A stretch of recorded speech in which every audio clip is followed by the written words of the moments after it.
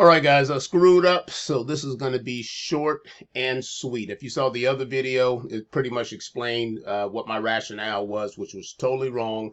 And it wasn't rationale. It was total emotion, because with rationale, I should have stayed out of the market like I promised I was going to do at the beginning of this particular week.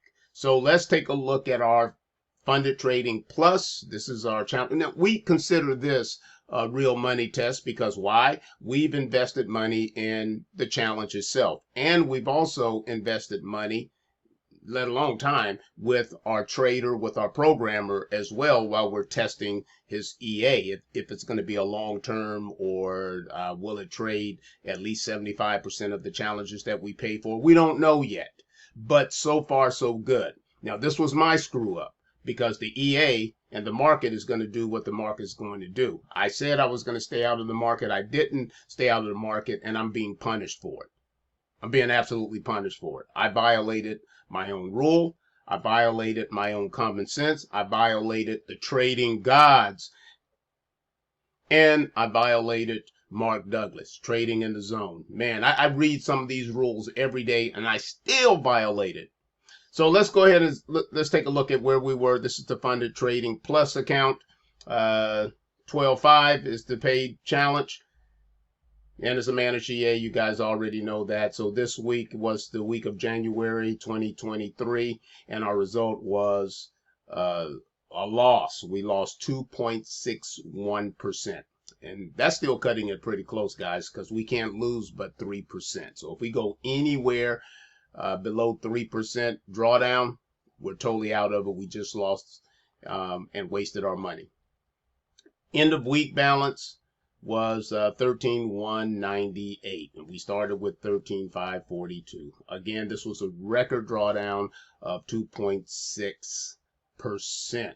So a couple of things that I want to point out on this, on how great this particular tool was. Because of this tool, we're able to trade another day, because it could have totally violated that drawdown rule and we would have been out of the market, out of the challenge, and it would have been a waste of money.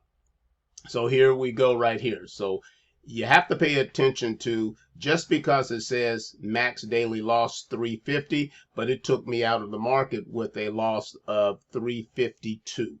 Now, if that was my absolute, I always give buffer for slippage, but if that was my absolute drawdown limit, 350, and it went to 352, I would have been kicked out of the system. I think I had closer to like 400, but I like to give about a $50 to $60 buffer. So if you're doing this on your own, make sure that you give a little bit more margin, a little bit more buffer than the absolute drawdown rule. Just don't put it there. So again, if your absolute daily drawdown is 350, you need to make sure that it's around 300 that you're limiting yourself with.